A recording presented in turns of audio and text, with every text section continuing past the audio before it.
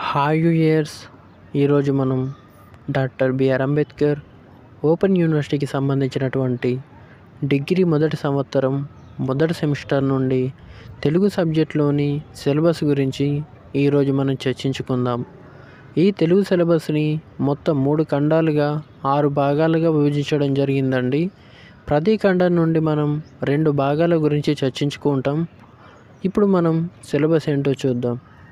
ముందుగా మొదటి ఖండం నుండి మొదటి భాగం భాషా లిపి వర్ణమాల.